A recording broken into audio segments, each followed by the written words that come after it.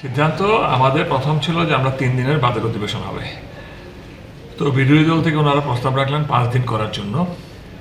তো আমরা সম্মতিক্রমে আলোচনাক্রমে ঠিক করলাম 4 দিন হবে। শুরু হবে 7 তারিখ, 8-9 বন্ধ, 10 তারিখ হবে, আবার মঙ্গলবার বন্ধ, দ্যাট ইজ 11 তারিখ, 12-13, 5 দিন হবে। তো যেহেতু বিরোধী দলকে আমরা মর্যাদা দিয়েছি গণতান্ত্রিক সিস্টেমে, ওনারা 5 দিন বলেছেন, আমরা আলোচনা করবো 4 দিন স্থির হয়েছে, ওনারা সম্মতি দিয়েছেন। আর 2টো বিল আসবে, একটা হচ্ছে Tripura goods and service tax, আর একটা হচ্ছে ত্রিপুরা অ্যাপ্লিকেশন বিল। এটা তো বাজেট পেশ হবে, আলোচনা হবে, সাপ্লিমেন্টারি আসবে, গিয়ে এটাকে বলে কাট মোশন আসবে, এই আর কি। স্যার বাজেটটা কত তারিখ? বাজেট পেশ 7।